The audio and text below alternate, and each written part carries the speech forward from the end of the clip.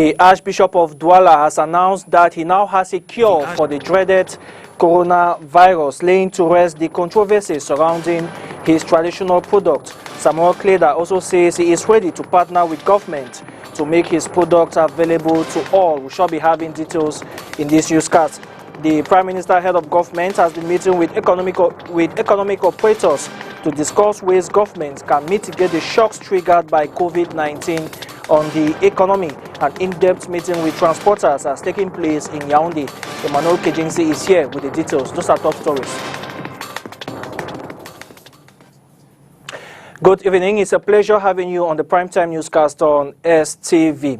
We start with our lead story. Though laboratory tests are yet to be concluded, the Archbishop of Douala has confirmed that he now has a cure for the dreaded coronavirus. His Lordship CAMAIRC-CO, who was speaking to pressmen today in Douala, also says that he is ready to partner with the government in order to make his product available to all and sundry. More in this report. The Archbishop of Douala has finally confirmed that his traditional concoction effectively cures the coronavirus. À l'heure actuelle, je puis dire que at the moment, I can now say that the product I have made is very efficient against the coronavirus. Contre le coronavirus. His Lordship CAMAIRC-CO further reveals that those who took his product, including some doctors, are now in good health, and no death has been recorded from consuming it. The cleric now says that he is bent on making the cure available to all. I want to see to it that the product is put at the disposal of many people. The Archbishop, who had earlier refrained from talking about news of his curative concoction, says he had to first observe and gather his facts. He says that he is open to work with government to eradicate the virus from the country.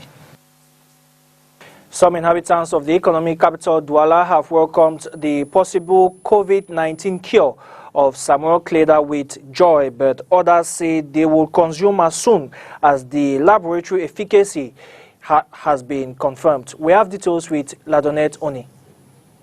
The news of the invention of a possible COVID-19 cure by the Archbishop of Douala, CAMAIRC-CO, has been received with excitement by Douala city dwellers. Douala is the second most affected city in Cameroon, and inhabitants describe this as a blessing. Wow, if that be the case, that he has actually discovered a treatment, then it's a blessing for us. In short, for the entire population. Because given the fact that they say how deadly this disease is, then for a treatment to come up, I think we should be jubilating. I've been hearing the information, I've not taken it serious because I've not gotten in contact with it. But those kind of issues, when they come out like that, the first thing is that I applauded the person, I give him a credit. It's a good development. I appreciate it because it is a Cameroonian medicine made by one of our brothers. To some, this initiative not only exposes the different efforts put in place by individuals to tackle the COVID-19, but also proves that Cameroon does not need external help to fight against the pandemic. It's good to promote such because it proves that Cameroonians are capable of growing on their own and creating their own medicine without getting help from external forces. However, most have emphasized on the scientific testing of these medicines so as to be sure of its efficiency. It should be taken into consideration and tested in any way possible, tested in order to see that it is really a treatment for the disease, and then everybody will be so happy to see it put into use. Now, if you can work with the government to see that the medicine or the treatment could go into use to see it can help the COVID-19 case as per se, I think there's nobody that will say that it's a kind of something that he or she would not like to take. I, for one, I would take. I mean, everybody will want to take to see that he or she is not a positive case in the COVID-19. Il faut savoir One has to know if it's efficient, because if it is, then it's a plus for us as Africans and Cameroonians, so we can cease depending on Europe. So it's good for Africa and Cameroon as a nation. The treatment of the Archbishop comes at a time where most countries around the world are looking for a solution to this pandemic. Now, the governor of the Littoral region has received the personal assistance of the head of state at a solemn reception in Douala today. This follows the dispatch of the items in Yaoundé yesterday at a ceremony chaired by the Minister of Territorial Administration. Adjoa Ali has more. This presidential gift, comprising for hygiene and medical kits designed for the Littoral region, was received this day, 29th of April 2020, by the Littoral regional boss, Samuel Dieudonné Iva Diboa, with joy and satisfaction.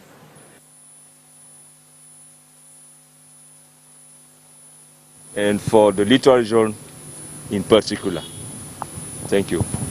The special gift comes to mark the actions of the head of state, generosity in assisting his people with the regional authorities assigned for equal distribution.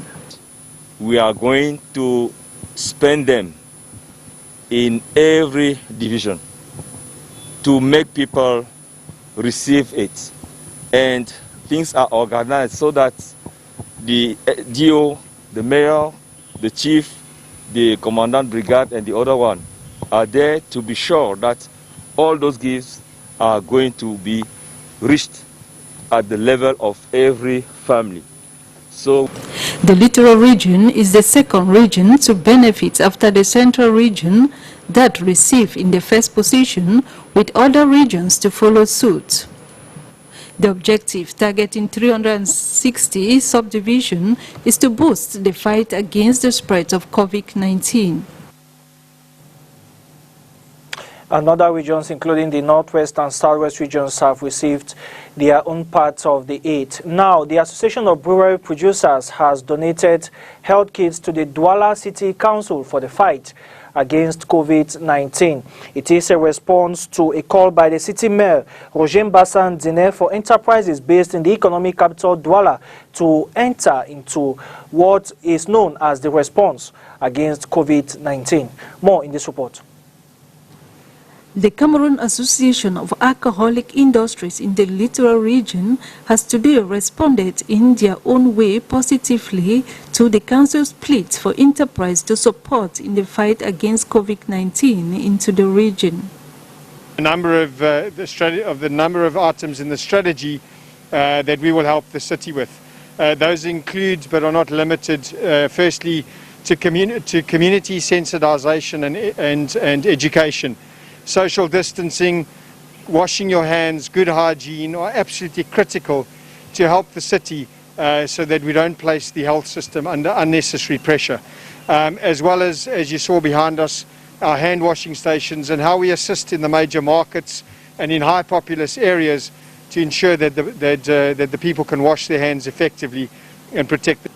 Spearheaded by their president, their mission this day is to present these gadgets that contain water and liquid soap to facilitate hand washing in the city. That is exactly what our mission is with the city, to place these stations within easy reach of everybody in the city, and our technical teams will work on ensuring how we do that with speed. What we ask of the community is to please respect these stations. These stations are placed in the communities to save lives, and we ask the communities to make sure that they're not vandalized, that they're not removed, so that we don't deprive somebody of good personal hygiene. So just like the city and us. The city of Douala will in the days ahead receive these gadgets that will be placed at the disposal of road users to facilitate hand washing, one of the principal rules in combating COVID-19. About 400 workers of the Cameroon Airlines Corporation, CAMAIRC-CO, are set to go on technical leave. It is one of the adjustments proposed by the company hierarchy, as CAMAIRC-CO is now on a turbulent zone with the company facing financial difficulties due to COVID-19. John Paul Sama with the details. Following a correspondence sent by the Director General of CAMAIRC-CO, Louis-Georges Njipenji, to the Minister of Transport, Jean-Ernest Massenangale Bibehe, who doubles as the board chair of the said structure, 371 employees of the Air Transport Agency would be sent on technical leave as a result of the temporary suspension of activities due to the coronavirus, which has grounded flights, with the measures set to take effect on the second week of May. The set 6-month technical leave, which will affect those directly impacted by this closure, such as sales personnel, flight personnel, as well as non-essential and administrative, as well as support staff. A move which is expected to cost them over 900 million francs CFA to settle the over 64% of their staff sent home. This settlement is expected to be carried out, as the Director General indicated, following the dispositions of the February 14, 1995 law on the indemnity during the period of a contract suspension. To this effect, knowing fully well the difficulties which the Treasury of CAMAIRC-CO is faced with, Louis-Georges Njipenji has also called on the Ministry of Finance in a separate correspondence soliciting financial aid for these accrued expenses. Just as we told you in the headlines, the Prime Minister has been meeting with economic operators to discuss ways government can mitigate the effects of COVID-19 on the economy. He has reassured grieving transporters that their worries will be resolved by the end of the month. Chief Dr. Joseph Diongute was speaking during a meeting in Yaoundé, also attended by the Ministers of Transport, Trade and Public Health. Details with Emmanuel Kejinsi. Communication Minister Emmanuel René Sadi hails the Presidential Act, which is a... There is now a glimmer of hope for protesting transport syndicate leaders in Cameroon. After 2 unsuccessful planned national strikes on the 6th and 27th of April over the price of fuel, the trade unionists were received in audience yesterday, April 28, by the Prime Minister. In the meeting that lasted less than 10 minutes, the head of government requested them to be patient, revealing that he was in the process of transmitting their demands to his hierarchy. The meeting took place yesterday with the Prime Minister at the helm. The head of government reassured us that our grievances have been noted. He also revealed that our demands are being forwarded to his hierarchy. Sur le point de transmettre nos revendications à sa hiérarchie. On April 26th, 5 members out of the 18 transporters syndicates in Yaoundé were arrested for single-handedly sharing handbills inviting drivers to engage in a general strike that was nonetheless futile. Among their demands, they appeal on government to reduce the price of super petrol to 400 francs per litre and that of diesel to 350 francs. Also, citing financial constraint they now suffer owing to the COVID-19 restriction measures, the trade union leaders are appealing on government to permit them carry more passengers in order to cover financial burdens. At the end of yesterday's meeting, the Prime Minister reassured them the state will address their demands latest within next week. And the Prime Minister today met with officials of JICAM and MECAM in Yaoundé. Now, let's talk something else. The Minister of Communication, René Emmanuel Sadi, has warned human rights organizations to stop demoralizing the country's defense and security forces who are engaged in protecting the territorial integrity of Cameroon.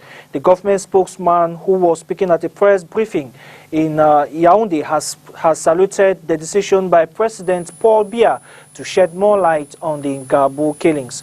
Details in this report. Communication Minister Emmanuel René Sadi hails the Presidential Act, which is a sanctioning of defense forces and the vigilante group involved in the Ngabou massacre. He further reveals the military and the gendarmes were rather sent for fact findings and not destruction. Detachment of military and gendarmes dispatched to Ngabou was not intended to exterminate civilians or set houses on fire. In other words, it was not a combat operation, but a reconnaissance mission whose essence was unfortunately twisted. Communication Minister further calls on NGOs to play their role of moral boosters rather than working to undermine the morals of the troops and any effort used to build the nation. Denounce the relentlessness and stigmatization shown by some people, particularly NGOs, against Cameroonian armed forces, whose quality, seriousness, and a sense of honor are recognized and held in many theaters of operations throughout the world. The rounds off by saying reconstruction program has been launched in both Anglophone regions and urges the people to submit to local authorities and defense forces as they fight for peace to be restored in both Anglophone regions. Now, as Muslim faithfuls intensify the Ramadan fast, some are complaining that the coronavirus has affected almost all their activities except the zakat, which is part of the Ramadan fast. Details in this report. For Muslims around the world, the Ramadan is a period of deep reflection, prayers, sacrifice, and joyous family gathering. It's also a time when Muslims make donations known as zakat, where the giver is known to be purified through the act of transferring wealth to the poor. Le prophète Mahomet, paix et bénédiction d'Allah sur lui, a rapporté dans un hadith à caractère divin en disant que celui qui donne à manger à un jeûneur aura une récompense égale au jeûneur sans compte ne déduit rien au jeûneur par rapport à sa récompense. Nevertheless, some Muslims reveals, amongst many activities affected by the corona pandemic, it's in no way affecting the zakat. Les sadaka pour le mois de Ramadan, comme nous sommes un peu groupés, presque nous sommes sur place. Nous connaissons des maisons, des gens qui ont besoin de ces sadaka-là. Given during this period cannot be affected by the COVID-19, since we know families who are in need, so we walk up to them, giving them the provisions while urging them to pray for our nation and the world at large, so Corona can finally give way. De prier pour nous, pour notre pays Cameroun, pour que le Corona nous libère dans le monde entier. Même si, comme nous sommes dans une période au Covid-19, ça ne nous empêche pas de donner avec le petit peu qu'on a. Zakat is one of the 5 pillars of Islam that is considered as an act that will purify the heart and the mind of the giver. These provisions are given to Muslims who are less privileged. On today's obituary, the Grand Master of the Supreme Order of Malta is no more. Fra Giacomo della Torre del Tempo di Sanguineto died in Rome today from an incurable disease. He was in Cameroon in July 2018 where he met with President Paul Biya. Both personalities discussed strong ties binding the Supreme Order and Cameroon in the humanitarian domain. During his Cameroon sojourn, Fra Giacomo della Torre del Tempo di Sanguineto made a stop at the St. Jean Hospital in Jombe, in the littoral region, where he promised increased assistance. He was born in Rome on the 9th of December 1944 and has a degree in literature and philosophy from Sapienza University in Rome. Out of the country, some U.S. states are already easing widespread business closures put in place to slow the spread of the COVID-19 pandemic, despite concerns that the number of cases in the country continue to rise. State governors are trying to balance the public health threat with severe economic cost of the shutdown that has led to over 26,000 people losing their jobs. We have more with the VOA. Gyms, hair salons, and dine-in restaurants are among the non-essential businesses that have reopened in the southern U.S. state of Georgia, the first state to take expansive steps to restart the local economy. Yet these businesses are required to maintain social distance guidelines, sanitize the premises, and screen employees for coronavirus symptoms such as fever. We are checking temperatures, we're making sure that clients fill out a questionnaire before we perform any type of services on them, making sure that the hands are washed. But Georgia's coronavirus infection rate is still rising, and public health experts warn that trying to ease the economic pain caused by the shutdown too early risks a more severe outbreak of the deadly virus. We are, as we open up the economy, potentially exposing immunologically naive people, meaning no antibody, no history of the virus, to the virus, and ultimately may lead into a circumstance where we will lose lives. Protests have erupted across the country by Americans who want to get back to work, yet opinion polls show strong public support for restrictions on businesses and large gatherings to contain the outbreak until effective treatment or a vaccine is developed. President Donald Trump has left it to the states to decide when to restart economic activities. On Monday, he announced new guidelines to help businesses safely reopen and to increase testing capacity nationwide. Ensuring the health of our economy is vital to ensuring the health of our nation. These goals work in tandem. They work side by side. Some other states are also allowing certain businesses to reopen as widespread job losses and gaps in government unemployment assistance leave many without enough money to pay for food and rent. But it may be a slow process, say experts. We might have to do this gradually to see whether we can handle it or whether we suddenly get a new surge in cases of COVID. And it's going to be a delicate balancing act. In New York, which has been the epicenter of the U.S. outbreak, Governor Andrew Cuomo said the state is developing a phased plan to open based on guidelines from the Centers for Disease Control. First, states must see a sustained period of decreasing COVID-19 cases, followed by increased testing and risk evaluation. Then we're going to leave 2 weeks between phases so we can monitor the effect of what we just did, right? Take an action, monitor. Even as some businesses begin to reopen, virus outbreaks have forced others to shut down.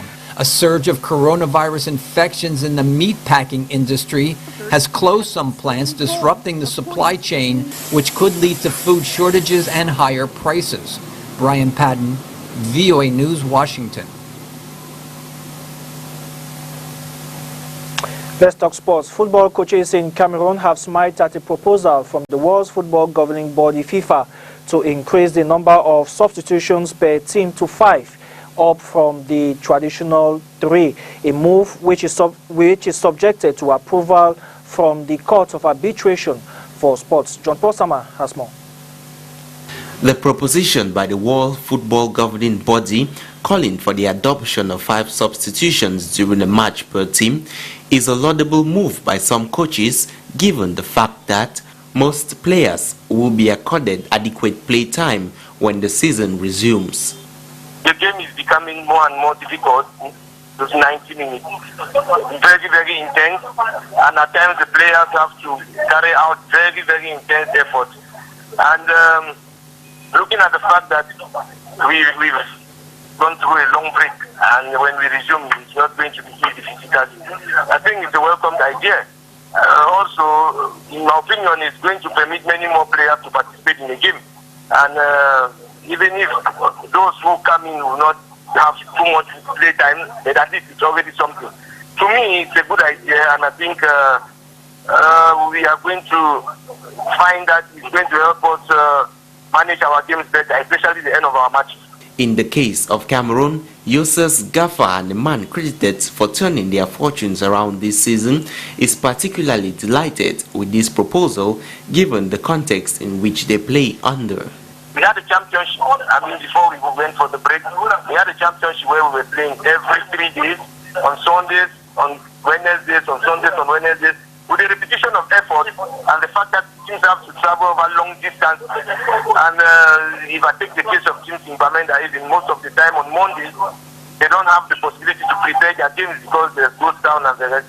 I think it's going to be something very, very interesting. The proposition by FIFA is subject to the approval of the game's law-making body, the International Football Association Board, before adoption by the various football leagues. The Confederation of African Football, CAF, has urged national federations to submit reports of their various championships as they seek to program intercontinental competitions. John Paul Sama tells us in this report that the deadline has been set for May 5, 2020. This report. The Confederation of African Football (CAF) has demanded that federations across the continent update them on the state of their local competitions with plans of finishing the current season in a bid to ensure that they plan inter-club competitions for next season. This communique signed by the Confederation of African Football Secretary General comes following the suspension of most championships in the continent, with Cameroon stadiums locked. As far as the country's top-tier championship is concerned, before the pause of games, 2 of the 18 teams had already entered day 29, with the rest on 28 matches played, with 6 more playing days to go, as the Abakwa boys lead the lines, while the second-tier championship was almost at the tail end. As regards the Cup of Cameroon, the preliminaries in some regions were ongoing, pending the fixtures for the round of 32. As at now, the football family watches from the sidelines as the coronavirus has put a hold on all sporting activities in Cameroon and the world for over 2 months now. The Confederation of African Football also adds that they are monitoring the situation in a bid to determine a date for the restart of inter-club competitions and the way forward for next season. And that puts a cap on the primetime newscast on STV. Thank you very much for watching. More news comes up at 8 p.m. with Winnie Narcisse Moto in the French language. From us, it's good night and a great weekend.